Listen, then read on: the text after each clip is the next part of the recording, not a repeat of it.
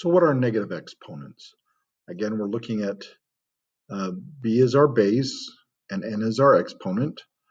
But I want to use, again, division to explain negative exponents. So here I have 4 to the 5th divided by 4 to the 3rd. Two ways we can look at it.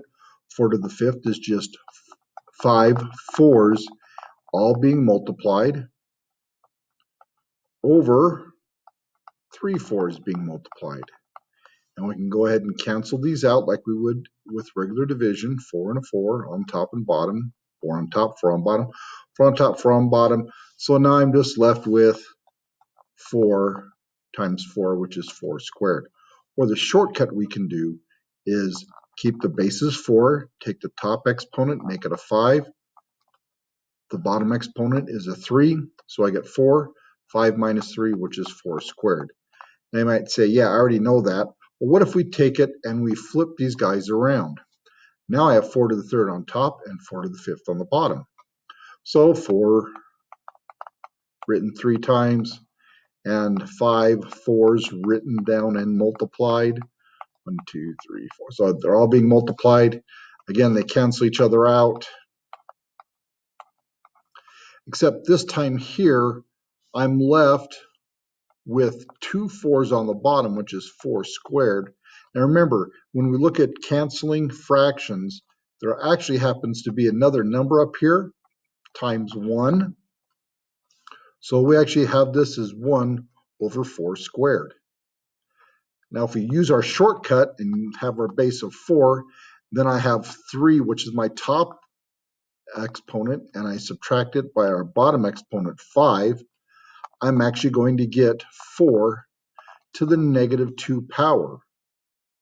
Now, before when we looked at this, 4 squared simply meant 4 times 4. I have 2 4s. But when I have a negative number, you can't say, how can I write 4 down negative 2 times? It doesn't work that way. So what it is, it actually happens to be the reciprocal of whatever our power happens to be. So now my power here is on the bottom.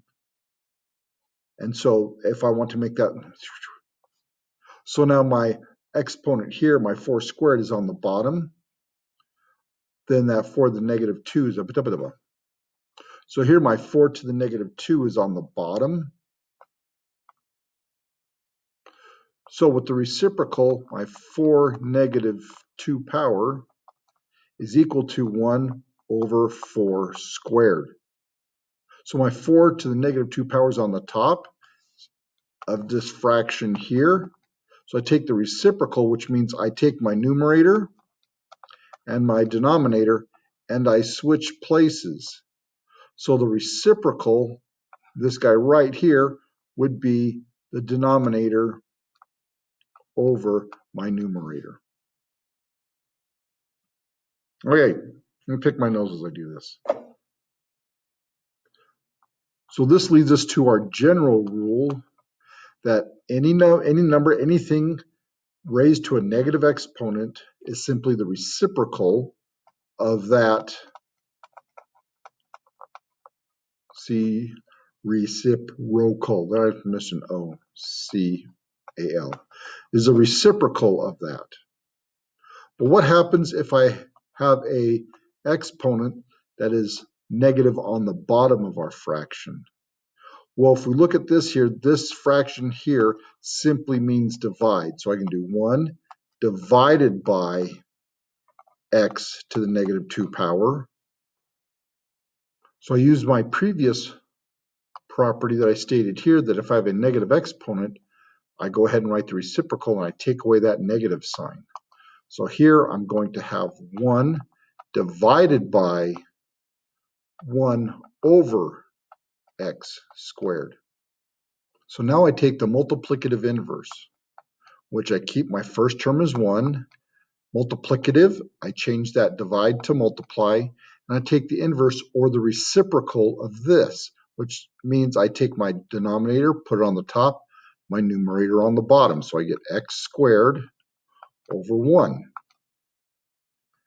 And when I multiply 1 times anything, that's just itself.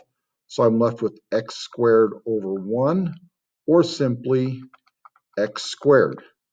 So 1 over x minus 2 is equal to x squared, which is a derivative of our previous property that we said. If I have a negative on the bottom, I can just go ahead and take my denominator, put it in the numerator, and take away the negative sign.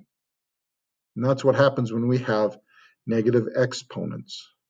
Either we have a negative exponent in the bottom, and so we put it on the top, take away the negative sign, or if we have a negative on the top, I put it on the bottom and remove the negative sign.